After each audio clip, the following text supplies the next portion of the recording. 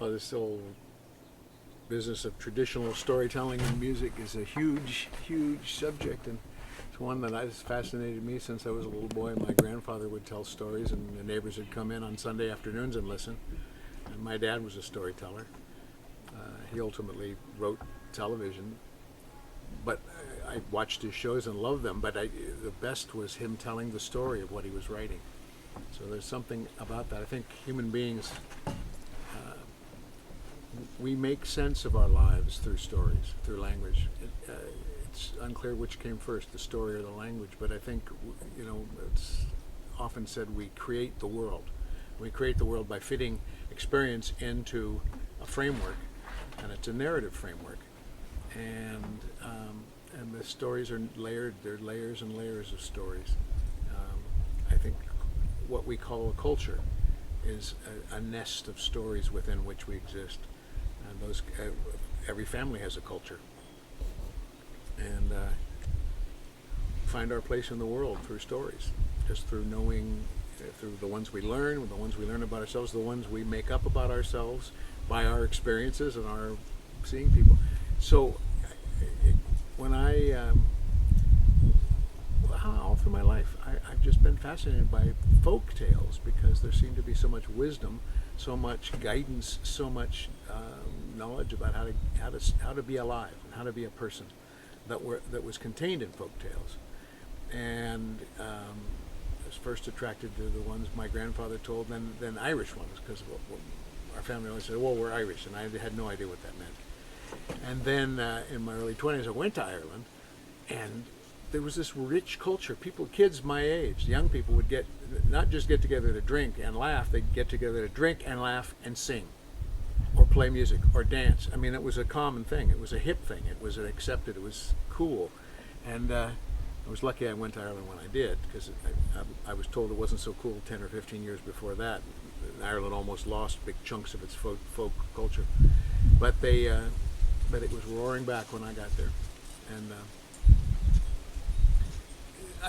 that was something that got me to travel a lot before I finally found folk musicians in this country and was able to connect to some American roots. When I'd been playing the fiddle for a few years. I'd already been to Ireland, first trip to Ireland, and I was visiting my mother once, and I had my fiddle with me. I just started playing when I was about 24. I got back from Ireland, I got a fiddle. And I was playing the fiddle with something. She came out and said, "I think my dad played that tune." I said, "On what?"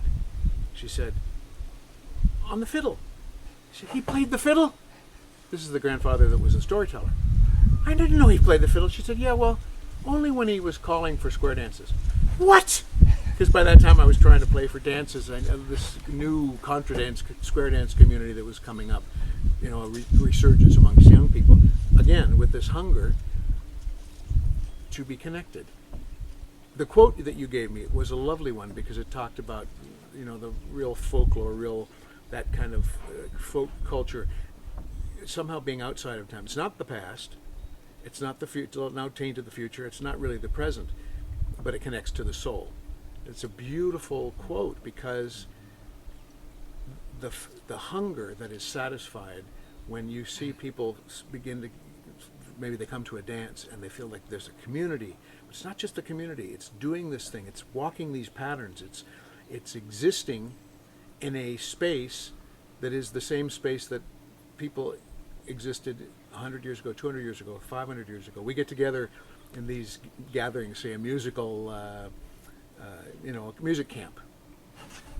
Well, and once you develop these as patterns part of your life. Once a year you go to this place and you see the same people, and you dance and you sing and you play and you learn music.